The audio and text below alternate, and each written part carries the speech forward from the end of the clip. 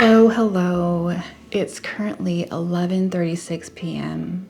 and I just wanted to have a late night chat session, updating you all with some new things, thoughts on creativity.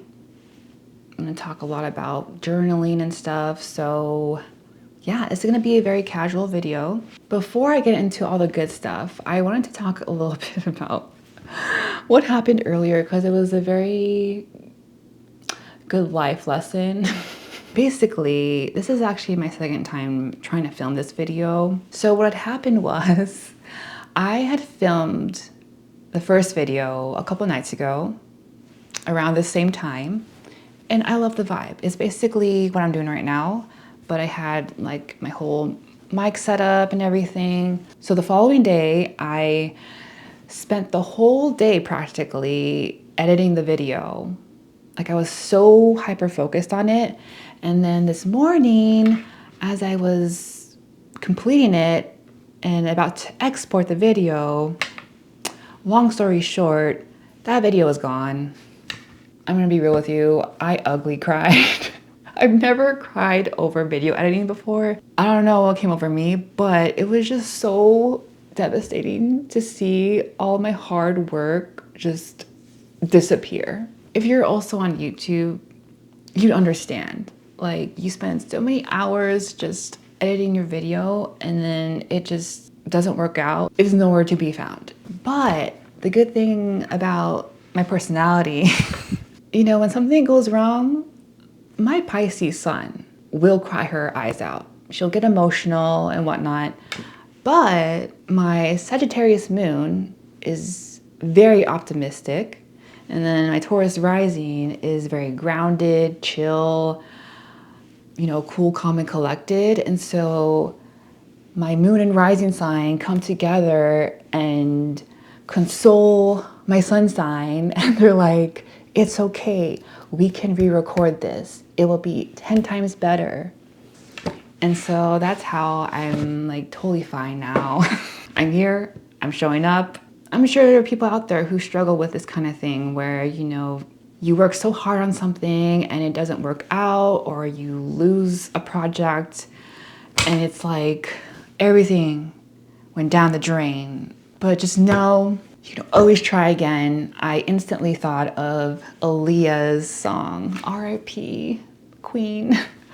Her song, Try Again. You know the part she says, dust yourself off and try again. That helped me a lot. And I hope that helps you a lot too if you're struggling with something.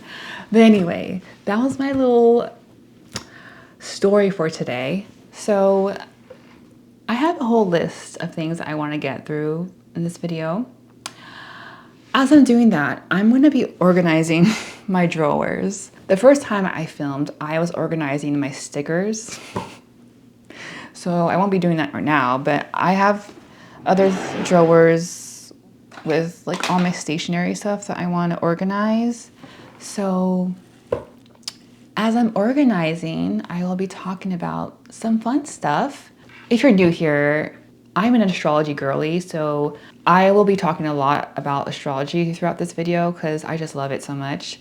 I mean, you saw that I was talking about my big three earlier, but if astrology isn't real, then why the first day of Virgo season, I was cleaning like a maniac. But anyway, I'm gonna get to organizing this drawer right here as I talk about the first thing on my list, which is Substack.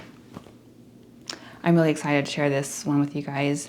I don't know if you all can see my community page, but I post on there occasionally.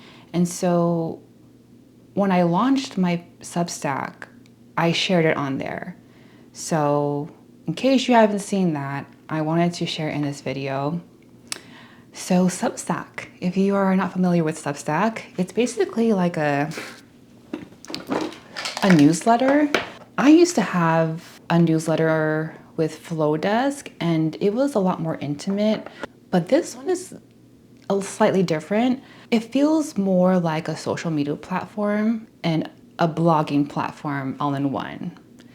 because I can post my newsletter, but I can also see other people's newsletter. And so it's a fun community. If you guys didn't know, before I started a YouTube channel, I was a blogger. I used to do fashion blogging, but before that, during the MySpace days, if you guys didn't know, I'm a millennial. So during the MySpace days, we had platforms like LiveJournal, Zanga, Blogspot, Tumblr. So I was on all of those platforms and it was just so fun, especially with LiveJournal. I met so many cool people on there. I miss that era of the internet. And I'm so glad that Substack exists because it kind of feels like that. So yeah, if you're on Substack, come subscribe to my publication. My publication is called The Blooming Diary. I explain why I named it that in my first welcome post. So you can check that out if you want to learn more. I currently have 5 posts. So obviously the first post is the welcome post. And I share like that whole thing with, my experience with blogging in the past. And I also go into what to expect with my Substack, like what kind of things I will be talking about. I need to drink some tea. My throat's a little dry. So yeah, that's the first post. And then a month ago, I posted something about the Notes app, which I actually failed to mention in my video. What is it called? The 5 types of journals to keep that will improve your life. It's no longer 5, it's actually 6. So that's why I decided to make a post about the Notes app on there. I also have a YouTube Shorts about the app as well.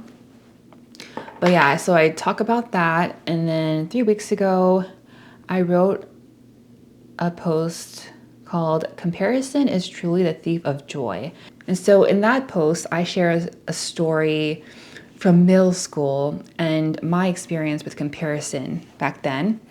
And then I also added some journal prompts and affirmations in there. Then 2 weeks ago, I posted one about what inspired me to start art journaling, 4 books that changed my life creatively. This one was so fun to put together because I recorded my first narration. That's one cool thing about Substack is that you can add your own narration to your post. So as your subscribers are reading your post, they can play your narration along with it, which honestly is something that I like to do when I read books. I love to play my audiobooks along with the physical book or on my Kindle. It helps me retain the information better. My recent post, it's about life lessons from my houseplants, trim what no longer serves you.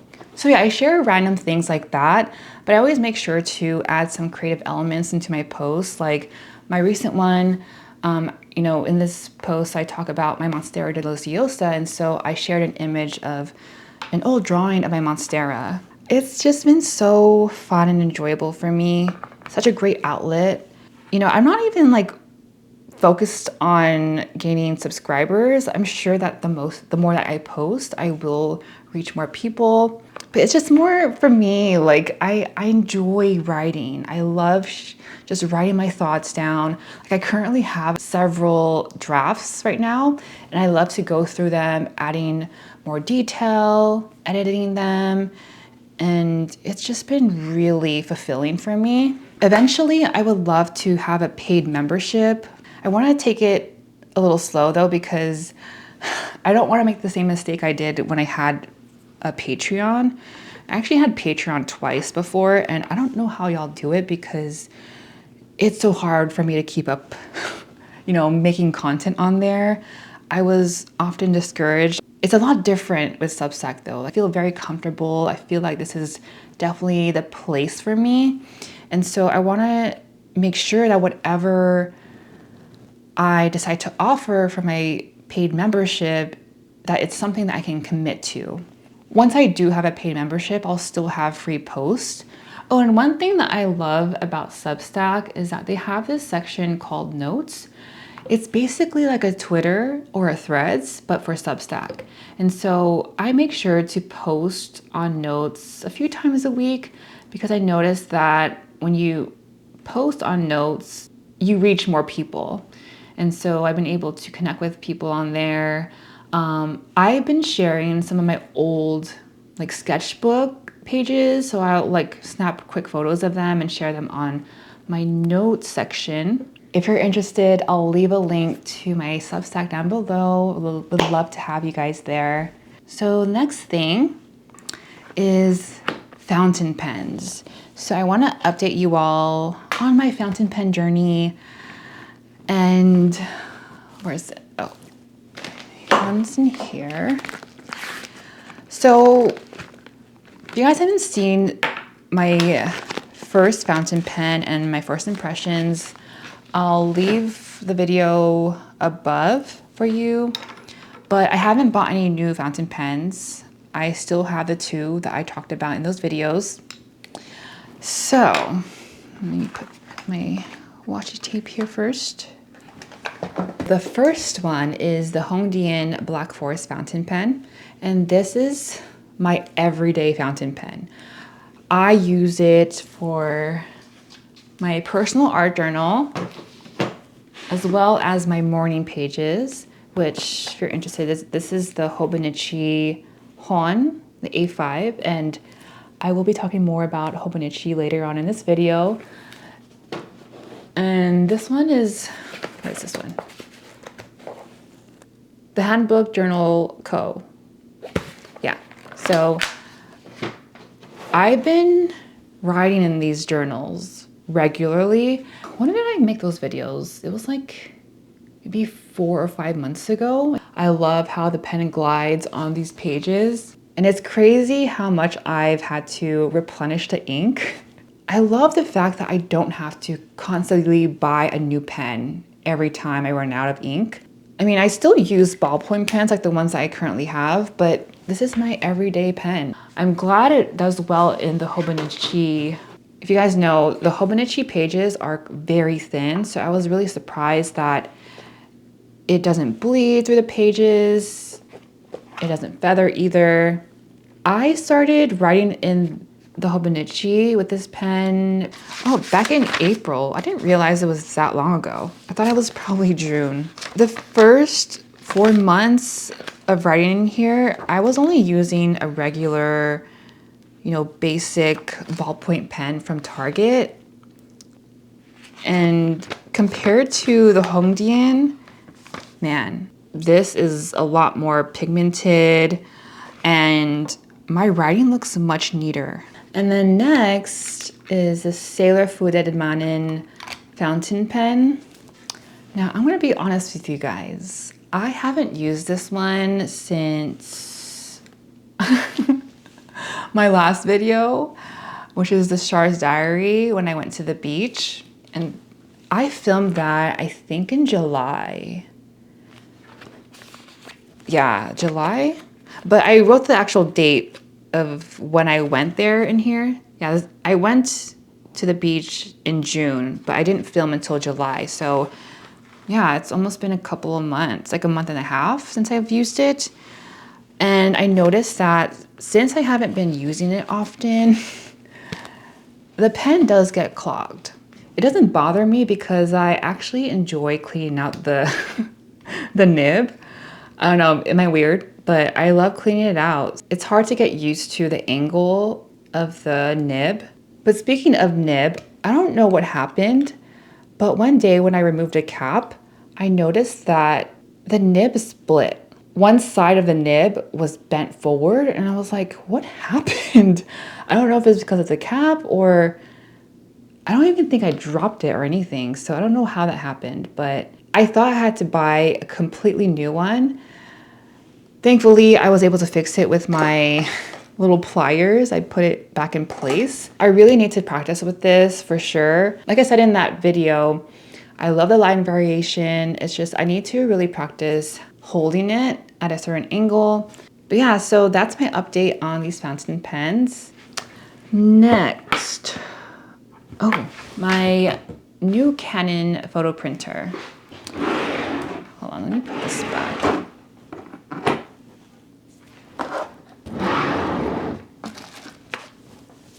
So I upgraded to the Canon Ivy photo printer, the second generation. If you guys didn't know, prior to this, I had the Polaroid Zip, and I've had that since 2016 when I had my series called Moment Diary.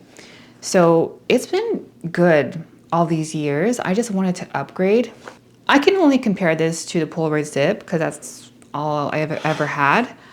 The reason why I wanted to upgrade from the Polaroid Zip is because I didn't like how dark the photo printed, and I didn't like how warm it was.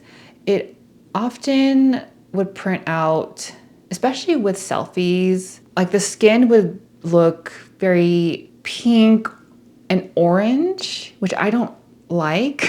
I wanted something a little different, a little bit more brighter. And so after watching some review videos, I decided to get the Canon Ivy photo printer. Now, I did attempt to film like an unboxing and a first impression video, but I recorded that video during Mercury Retrograde. Also, I was sick at that time when I filmed that video, so the video just didn't turn out well. But I'll insert some clips here and there as I'm talking about this. I really love the quality of the photos. I will say, and this is something that I'm not too bothered by, but compared to the Polaroid Zip, you know, the Polaroid Zip being more warm, this one is more cool toned. So whenever I print out selfies, it has this blue tint to it, which, you know, doesn't bother me a whole lot, but just like the Polaroid Zip, it's not exactly true to color. You know, these are all photos from my phone. The only thing that matters to me is that the quality is better, it's more sharper. So I'm satisfied with this for sure. It's been really good. And I also bought, along with it, the 50 pack of zinc photo paper. It's basically the same thing that I use for the Polaroid Zip. It comes in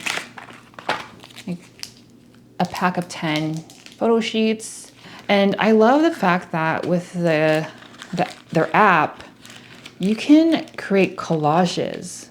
And so a lot of times when I'm doing like vision boards in my art journal, I don't necessarily want all the images to be the same size. These are 2x3. And so I love that on the app, you can pick, you know, different size collages. And so I can input 4 images on there. And then once I print them out, I can just cut them up to size. And it's just been really good. I love it so much. I don't think the Polaroid Zip had their own collages on the app. I had to use a different app to do that and then import the image of the collage on the Polaroid Zip app. So at least now with this one, it's already in there and it's very fast and easy. If you like more of a cool tone to your photos, then I would recommend this. So yeah, that's my new photo printer. I've been using it a lot.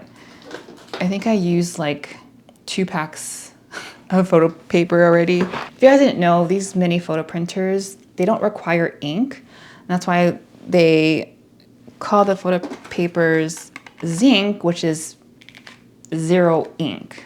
So I love that. Let me store this here. What's next on my list?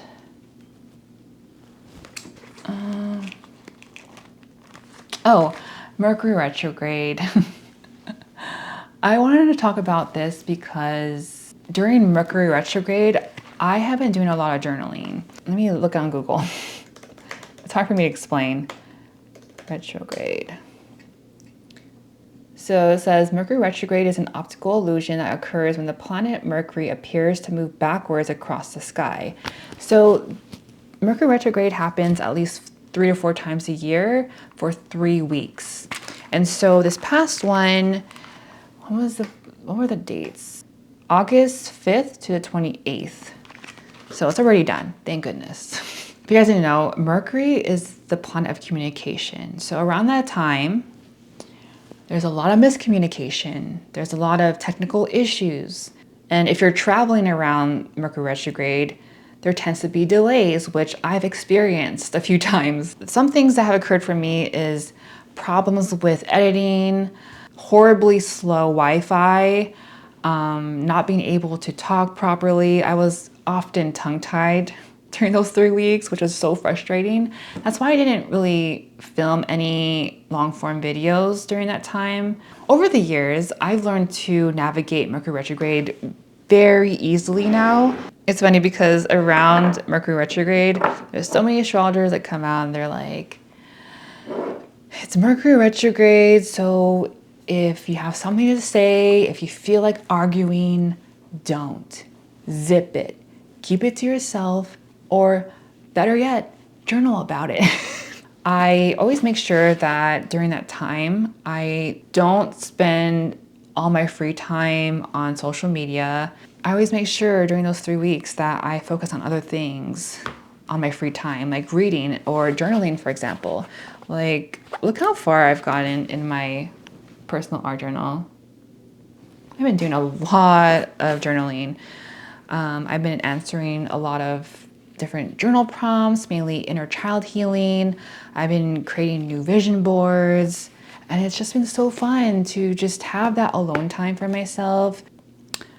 Oh, next, I want to talk about the new Hobonichi line for 2025. And I'm glad I'm re-recording this because now I can talk about it.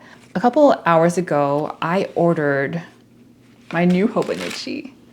I'm actually gonna make another purchase later on, maybe in the next month or two, because if you guys know anything about Hobonichi, you can only start using it at the beginning of the year because everything's dated. So that's why I decided not to buy everything at once. I just ordered the Hobonichi Weeks, which is my first time trying it. And I have been using Hobonichi since 2015, so I'm surprised I haven't used it. But I saw someone on TikTok writing in her Hobonichi Weeks, and I was like, why have I never bought one before? Because it looks cool. I love the layout. And so I can't wait to receive it. So most likely my Hobonichi unboxing is gonna be a 2-part series because I'm eventually gonna order a new Hobonichi Hon, or maybe just a cousin. That's why I want to take some time to decide, because I personally, the designs for the Hobonichi Hon, I'm not liking it very much. I mean, there's one that I'm thinking of getting, like the black gingham. Maybe that, or I might get the Hobonichi A5 cousin and then buy an actual cover for it. I can't decide yet, so I'm gonna look through the website again. We still have 4 months left of 2024.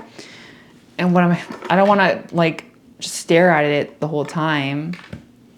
Cause when I bought this one, I bought it maybe 2 or 3 months before the new year. And so occasionally I would open up the Hobonichi and stare at the pages, wanting to fill them up. But yeah, I had to hide it in my drawer because I just kept looking at it. I was like, I want to fill it out already. But yeah, so I'm in no hurry to get the other Hobonichi notebook. Oh, this is for my easel. But yeah, so that's what I ordered and what I plan to order next time. Oh wait, I should keep this in my room for my pages. I'll use it for this one. A little bulldog clip. All right, so next on my list is short form versus long form. So I don't know if you've noticed, but I've been posting more short form videos lately. I realized that short form content helps me reach more people, especially for YouTube Shorts. And for long form, I realized that I prefer to just post videos when I'm most excited. I don't like to half-ass my videos. You know, like if I do that, I'm not happy with the content. You know, I don't post random videos anymore. I think before I used to experiment a lot, and I know it messed up the algorithm of my channel. If you've been a long-term subscriber on my channel, I'm sure you've been like confused with my content over the years because I've tried so many different things. But you know, I was going through phases. I realized that, you know, it's important to have a certain niche. Of course, you can explore different topics, but I noticed that since I've been sticking with just journaling content, videos about creativity, my audience continues to grow. Short form content is a lot easier for me to create. But you know, I've been on YouTube for 10 years, and so I love long form content. I appreciate it very much, and I'm trying to have a balance between short form and long form, but I feel like, at least now, the frequency of my long form videos, it really depends on what I have to share. I've really been enjoying making short form content. It's very lighthearted, nothing too serious. And so on days when I don't want to show my face on camera, I can just film a 1-minute art journal process and I'm good to go. All right, let me put this here.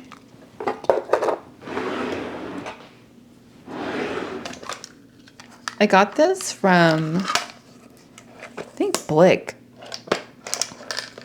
several years ago, like a long time ago actually, maybe over 10 years. But it's a little Trinket box. It says random crap from here and there to there and here. So I just have some random things in here. I have like a lot of fortunes, stickers, pennies, some random rings I made, googly eyes. This made me think, oh, I hope she's still alive. But my first grade teacher in elementary school, Miss Wilmeyer, I think, she used to have this game where she had like a box of random things, and she would like, you know, open it for a few seconds and show the whole class, and then she'll close it really quick. And so she'll pick a random student to come up and maybe name a few things or try to name everything. And then if you name a certain amount of items, she'll give you like a badge or a prize or something. Oh, childhood days. So the last thing on my list, it's something that I want to share that I restacked on my notes on Substack. There's this creator that I recently subscribed to. Her name, I can't pronounce it. I think it's Amy or Ami McNee. And in her notes post, she wrote, "Cheers to all the creatives in their mysteriously absent era." And then she posted an image. I think it's her writing, I'm not sure, but it says, "Creatives do not need to be constantly visible."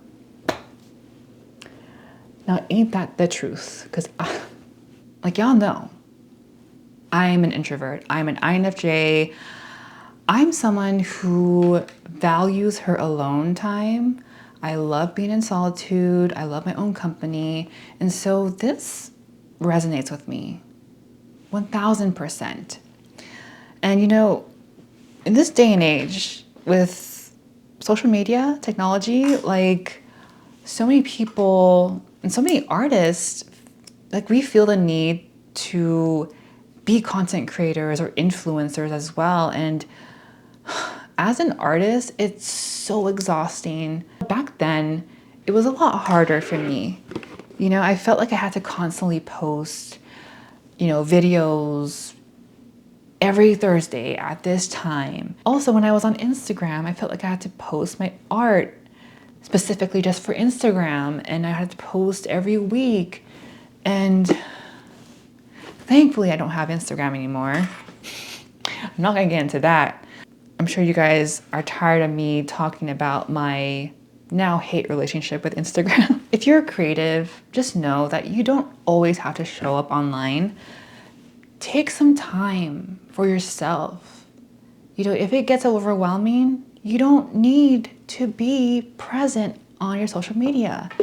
Your audience understands. Take time for yourself to work on your creative projects, and you shouldn't feel the need to constantly share with everyone. Yeah, it's nice to see your progress, but there are certain things that I feel as creatives, we should keep to ourselves.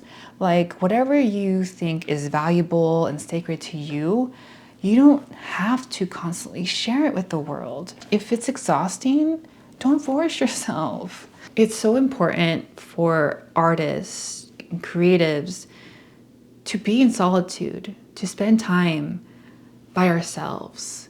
Because when we spend quality time with ourselves and our creativity, there's so much magic that emerges, It's important to sit with that. It's important to be one with our creativity. But yeah, so seeing that post, it just sparked something in me. The way that I present myself online now, it's very different from how I was before. I used to feel like I had to constantly show up on video every week.